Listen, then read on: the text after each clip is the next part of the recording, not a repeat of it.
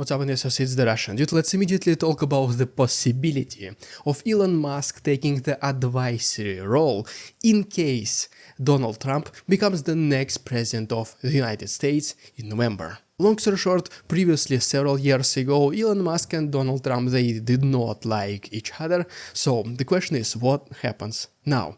Why suddenly they want to become allies, why won't they create a union, and why Trump needs Elon Musk to be one of his closest advisors. And to answer this question, probably one of the best things for you additionally guys to do, besides watching this video, is to refer to Elon Musk's Twitter account, X account.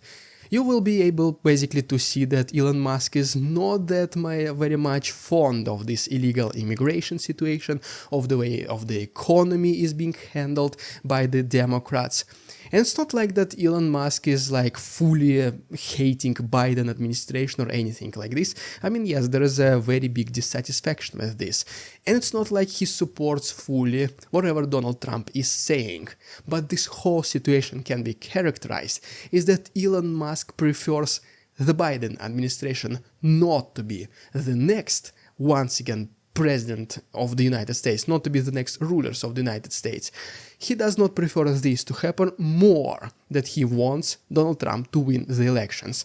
So long story short, it's not like he's selecting between bad and good, he's selecting of one of two lesser evils. And in case Elon Musk is officially offered the position of Donald Trump advisor, and if Elon Musk accepts it, according to Donald Trump, whatever he will be mainly responsible for is to give Donald Trump advice and suggestions on the economy and on the immigration. And besides this, Elon Musk himself, he does have some kind of a personal beef with current president Joe Biden, because back in 2021 Tesla, pretty much the leading electric vehicles manufacturer in the United States and at this point almost in the entire world, they were not invited into electric vehicles event, which was happening in the White House, because apparently the Biden administration for some reason did not think that Tesla has some sort of an impact in this industry. And what about Donald Trump?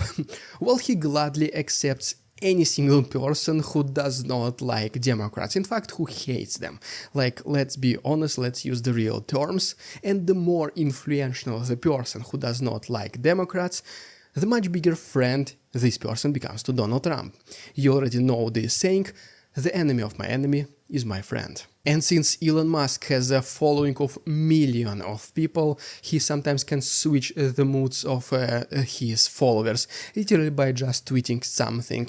Well, this does sound like a reasonably good ally for Donald Trump in his next elections. We also know that Donald Trump, he wants to be, at least look like he's a pro-crypto president, and once again, even though at the moment of recording this video, it is still very unclear who is going to be the next president of the United States, but a lot of crypto traders, they started to place some bets that if Donald Trump is going to be the next president of the US, then there is a possibility of some good laws in favor of crypto. So guys, let's talk about right now some very skyrocketing demand for Bitcoin, which is happening right now, and what potentially it can mean for the future of this cryptocurrency. First of all, last week the inflows into Bitcoin ETFs reached a very big number of $2 billion, which is in comparison to the previous week of only 185 million. As you can see right here as the next graph, it shows the inflows into Bitcoin and Ethereum ETFs, they both are going up significantly.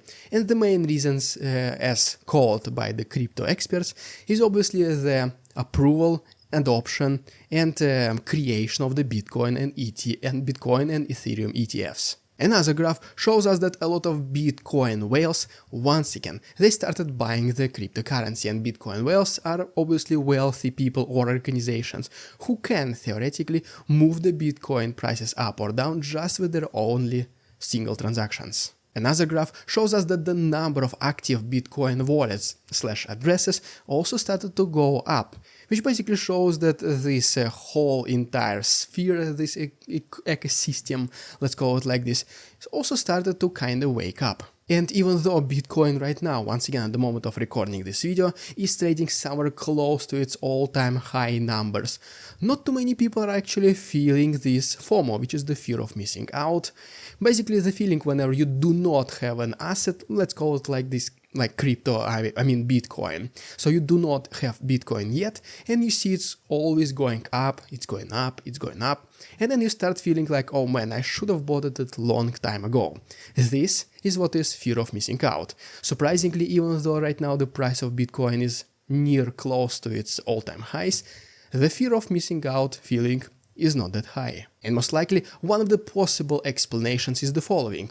Yes, because people do see some bright future for cryptocurrencies, specifically for Bitcoin. That is why the price levels we're seeing right now, like $68,000 to $71,000, not too many people think that this is the top prices that the Bitcoin will be able to reach in the near future. And now, the most interesting graphs of this video, the graphs which will show you that Bitcoin demand literally skyrocketed in the last several weeks or months.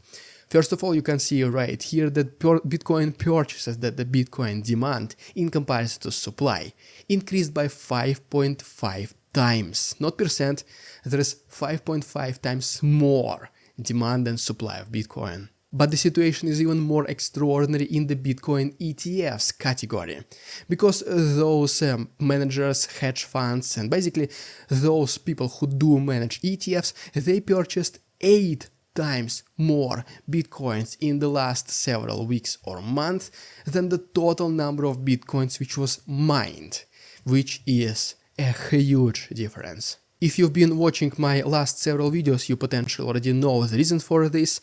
It is because after halving happened, the Bitcoin mining reward was literally split in half.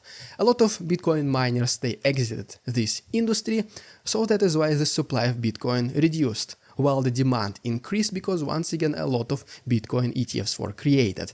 And as you know, whenever there's a big imbalance between supply and demand, specifically in our case when there's significantly more demand than supply, theoretically it should boost the price in the near future up. And ultimately, as you can see from this last graph, a lot of hedge funds who are shorting Bitcoin with the margin, a lot of them, they increased their positions recently, and just in general there's a lot of Bitcoin short interest, specifically where the margin at the moment of recording this video, which potentially what can cause is another short squeeze. Short squeeze is basically, if you don't know what it means, in very basic understanding, whenever some people, they get margin calls, whenever they're shorting the position, the price goes up, they get a margin call, which basically means you need to cover your short position by purchasing an asset. And so, whenever they purchase asset, they only increase the buying pressure. Eventually, this creates a chain reaction. These Bitcoin shorters, on margin, they get margin calls first, they trigger another margin calls, these Bitcoin shorting people, they trigger another margin calls, and eventually this can potentially lead to a Bitcoin short squeeze. And since we do have some relatively positive news from the Bitcoin crypto market, it's only just a matter of time. Whenever there's one good news, whenever something good happens, whenever the very first ones, people who short Bitcoin, whenever they start getting their own margin calls, this can trigger a pretty devastating situation on this specific market. This can skyrocket the price of Bitcoin, but as always guys, please do not take my word for it. This is just data, this is just me personally analyzing the data which I have in front of me. If you want to buy or sell Bitcoin, please make sure to do your own research before making any investment decisions. And as always, thank you so much for watching. Please subscribe if this was interesting, informative, or both, and see you tomorrow.